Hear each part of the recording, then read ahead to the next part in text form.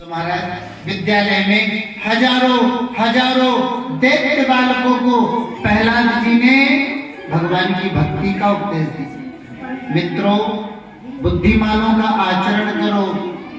बुद्धिमानों का आचरण क्या है? बोले सदाचार का पालन करो, नारायण की भक्ति करो, क्योंकि ये शरीर दुर्लभ है, लेकिन कुछ ही दिनों के लिए मिला है।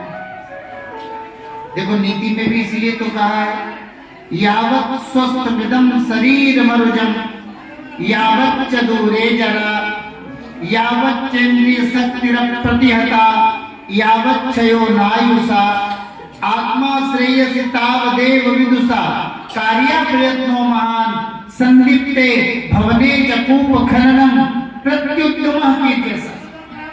भाई जब तक शरीर स्वस्थ है, रोगों से रहित है, आदि व्याधियों से रहित है, जो भी साधन करना है कर। बुढ़ापे में कुछ नहीं होगा।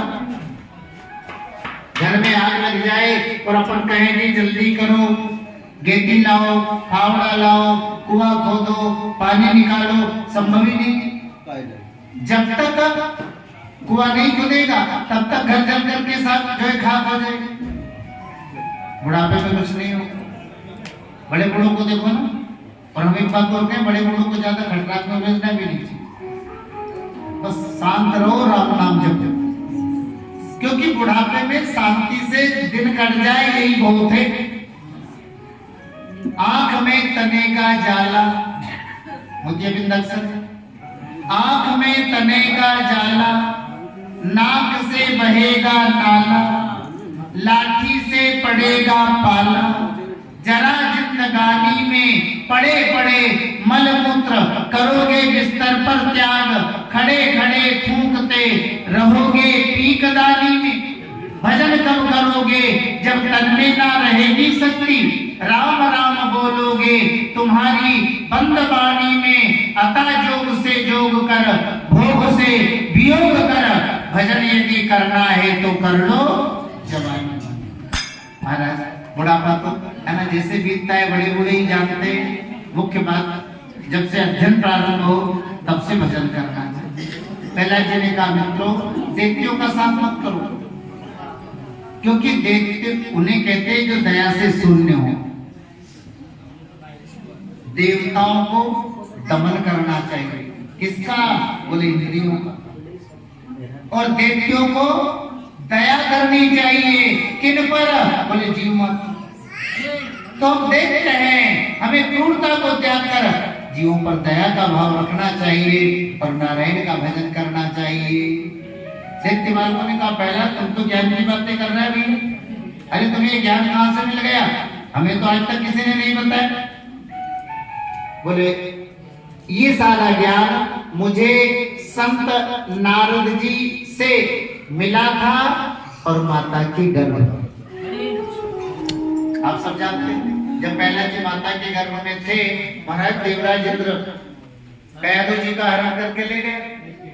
हाँ, नारद जी आ गए, क्या कर रहे हो? बोले बाबा इसके गर्भ में जो बालक पल रहा है ना उसे दिखाने लगा। नारद जी ने कहा सुनो, बहुत बड़ा भक्त है, सोनू सुरेश रघुनाथ सुभा पर निज अपराध रिसाई न था, लेकिन जो अपराध भगत कर कर ही तो राम रोष पावक सो। देवराजेंद्र कयाधु को छोड़ करके स्वर्ग चले गए। बाबा कयाधु को लेकर के कुटिया में आए और गर्भावस्था में उनको सुंदर सुंदर उपदेश। पहला जी ने कहा सुनो, नारद जी ने मेरी माता को जो उपदेश दिए थे ना, आज भी मेरे हृदय में बने। नारद जी ने कहा था भगवान का संबंध जाति से नहीं। सुनो, जाति पाति धन धर्म बड़ाई गुण बल परिजन गुण चतुर, भगवान का इससे कोई लेना देना नहीं। फिर भगवान का संबंध किससे? बोले कहा रघुपति सुन भामिनी बात और मानहु एक भगति करना, जिसके हृदय में भक्ति है ना, बस वही भगवान का नातेदार है।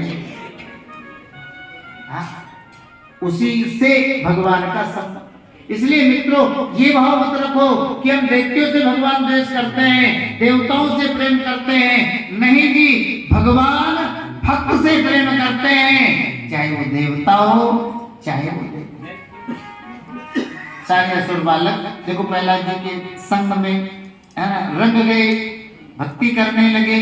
अब हिरण्यकश्यप आया, देखा एक प्रहलाद ने सारे विद्यालय को बिगाड़ कर रख दिया, तो महाराज बड़ा क्रोधित थे, गर्जना किया, कीर्तन जो विद्यालय में बंद हो गए, तलवार को निकाला।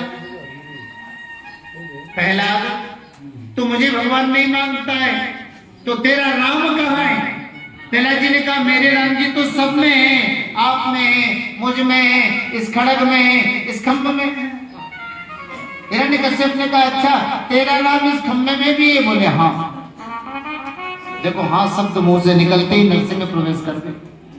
हिरण्यकश्यप ने गदा उठाई, चारों ओर घुमाया, खंबे में मारा, खंबा टूटा और खंबे से नरसिंह का प्राकट हुआ। बोलिए नरसिंह जय हो। भगवान नरसिंह प्रकट हुए और प्रकट होकर इतनी भारी गर्जना भगवान नरसिंह ने की, गगन गड़गड़ान्यो खंब फाटो चचरान्यो तब, तो निकस्यो नरनाहर को रूप अतिव भयावनो है। कटक कट कटावे डाट दसन लपलपावे जीभ अधर फरकावे मूंद व्योम व्याप्त मानो है। तो भवर भर भराने लोक डगर डर डराने धाम तथा थर थरानो अंग चित चाहत खानो है। कहत रघुनाथ कोप कर जो नरसिंह जब और प्रलय के पयोद मानो ततर तड़ाने। बड़ी भारी गर्जना हुई।